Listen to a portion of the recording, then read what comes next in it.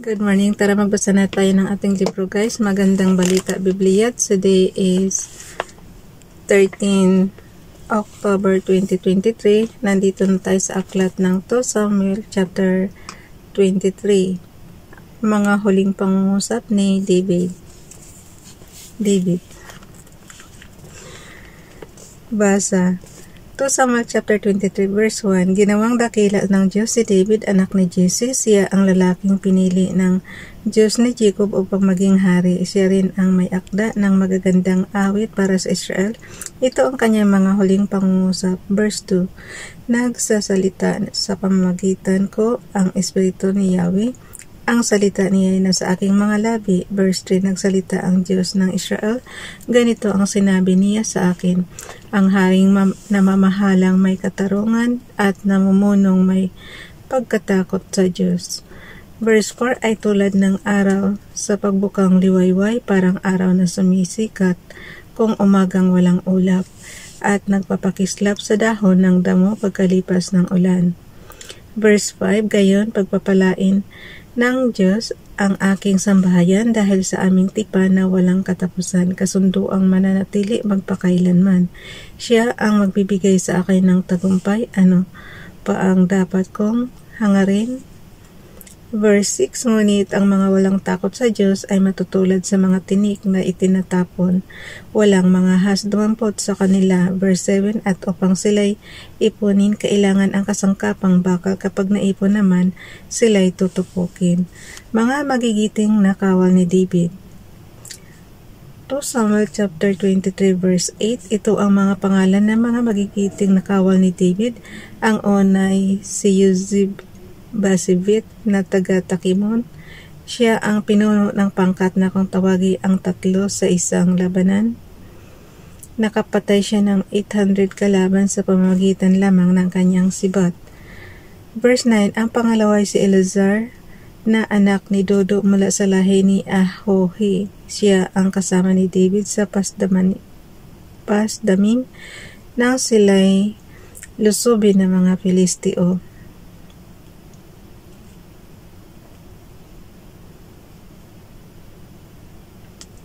Natalo ang mga Israelita at nagsiatras. Verse 10, liban kay Eleazar, hinarap niyang mag-isa ang mga Filisteo hanggang sa manigas ang kanyang kamay sa paghawak sa espada.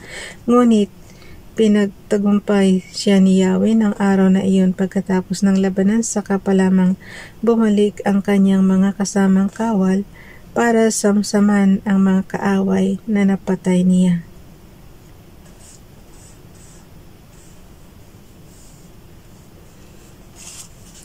Okay, 2 Samuel, iniintindi ko kasi pagbasa guys. 2 Samuel chapter 23 verse 11. Ang pangatlo ay si Sama na anak ni Age, isang taga-Arar. Si Salihi ay may isang bukid na may tanim na gisantes. Dumating ang mga Filisteo at doon nagtipon. Natakot ang mga taga roon at sila'y tumakas. Verse 12, ngunit dumating si Sama at tumayo sa gitna ng bukid upang ipagtanggol ito na patay niya ang mga Filisteo sa tulong ni Yahweh. Verse 13, pagsisimula ng anihan, tatlo sa magigiting na 30 ang nagpunta kay David sa yungib ng Adulam. Nagkakampo noon ang isang pangkat ng mga Filisteo sa libis ng Rephaim. Verse 14, ng panahong iyon, si David ay nagkukubli sa isang kota samantalang nagkakampo sa Bethlehem ang mga kawal na Filisteo. Verse 15, dala ng matinding pananabik na bigas ni David ang ganito. Sana'y makainom ako ng tubig buhat sa balon sa may pinto ang bayan ng Bethlehem. Verse 16, nang marinig nila iyon, nangahas silang lumusot sa mga bantay na Filisteo at kumuha ng tubig sa balong na banggit. Dinala nila ito kay David, ngunit hindi niya ito ininom. Sa halip, ang tubig ay binuhos niya sa lupa bilang handog kay Yahweh.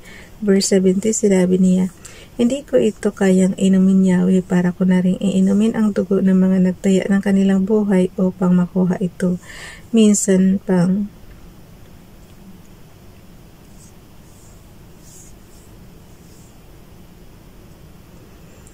Minsan pang nakilala ang tapang ng tatlong magigiting na kawal na ito sa ginawa nilang iyon. Verse 18, ang pinuno ng pangkat na binubuo ng 30 ay si Abisai, kapatid ni Joab, na anak naman ni Zeruias. Kinikilala siya ng mga ito sapagkat minsay pinuksa niya sa guys, magbasa rin kayo. Kapwa ko Pilipino, magbasa na tayo. Okay, ulitin ko. Minsay pinuksa niya sa pamagitan lamang ng sibat ang 300 kaaway. 2 Samuel chapter 23 verse 19, ito ang dahilan. Kaya ginawa siyang pinuno ng pangkat, ngunit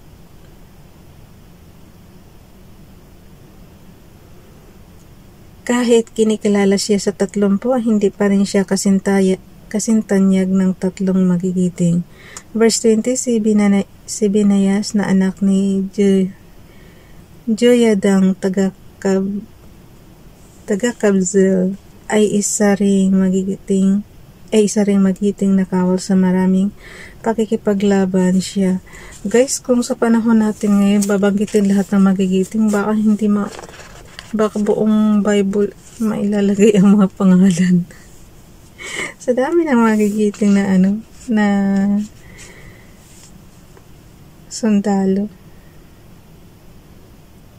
Okay. Ulitin ko muna ha. Verse 20. Si Binayas na anak ni Joyadang taga-Kabzel ay isa ring magigiting nakawal sa maraming pakipaglaban. Siya ang pumatay sa 2 lalaki na ipinagmamalaki ng Moab. Minsan ng panahong madulas ang lupa dahil sa yelo, lumusong siya sa balon at pinatay ang isang leon na naroon. Verse 21, siya rin ang pumatay sa isang higanting Ehipsyo. Kahit ang sandata niya ay isa lamang pamalo. Naagaw niya ang sibat ng Ehipsyo at iyon na ang ipinampatay rito. Verse 22, iyan ang kasaysayan ng bantog na si Binayas, ang labis na hinangaan at kaanib ng 30. Verse 23, sa pangkat na ito siya ay talagang kinikilala, ngunit hindi pa rin siya kasintanyag ng grupong ang 3. Dahil sa kanyang tapang, ginawa siyang sariling bantay ni David sa kanyang palasyo. Verse 24, ang iba pang kabilang sa pangkat ng 30 ay si Asahel na kapatid ni Joab, si Elhanan na anak ni Dodo na taga Bethlehem. Verse 25, si Sama na isang Harodita, si Elika na Harodita rin. Verse 26, si Heldis na isang Pelitios, si Ira na anak ni Ikes na taga Tekoa. Verse 27, si Abizer na taga Antot, si Mibunay na taga Husa. Guys, hindi natin to alam yung mga lugar nito kasi wala naman tayo sa Israel. Okay? Verse 28, si Zalmon, dito lang tayo sa nag-i-imagine sa Bible, yung binabasa natin. 28, si Zalmon, habang binabasa natin, syempre ini-imagine natin. Diba? Si Salmon na taga Aho, si Maharay na taga Netofa. Verse 29, si Helib, anak ni Baana, taga Netofa rin. Si Itay, anak ni Ribay, na taga Gibea, sa lupain ng Benjamin. Verse 30, si Binayas na taga Piraton, si Hiday na buhat sa mga libis ng Gaas. Verse 31, si Abi Albon na taga Araba, si Azmaveth na taga Bahorim. Verse 32, si Eliaba na taga sa Albon, si Jose na taga Ginzo. Verse 33, si Jonathan anak ni Sama taga Arar.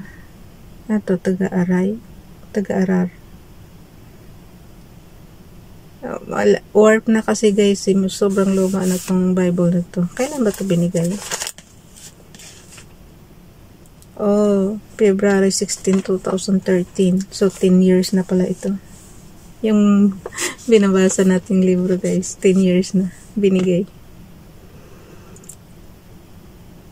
kay Dayan. Okay, si Binayas na taga Piraton, si Hiday na buhat mga Ulitin natin yung verse 33. Basta, na kasi hindi ko mabasa gaano yung, basahin nyo na lang yung sarili nyong Bible, guys. 2 Samuel chapter 23, verse 33. Kasi warp na dito sa akin. Si Jonathan, anak ni, malabo na.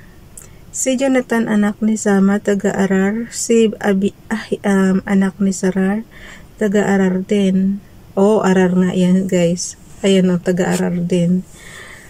Verse 34, si Eliphelet, anak ni Ahasbai, taga-Maaka. Si Eliam, na anak ni Ahitophel, na taga-Gilo. Verse 35, si Hizrai, na taga-Carmel. Si Paarai, na taga-Ara. Verse 30, si Egal, na anak ni Nitan, taga-Suba. Si Bani, na mula sa Gad. Verse 37, si Selek, na taga-Amon. Si Naharai, na taga-Birot, tagapagdala ng kasuotang pandikma ni Joab, na anak ni Sinoyas. Verse 38, si Naira at Jarib, na taga-Jater. Verse 30, at si Urias, na Hitio.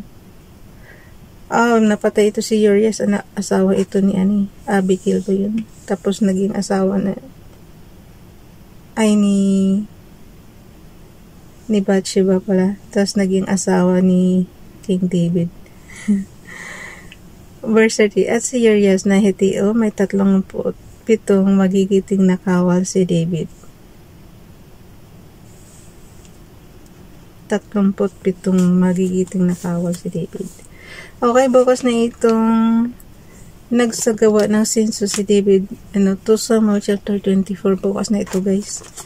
At ako'y marami pang gagawin today. So, yun. Bye, everyone. God bless.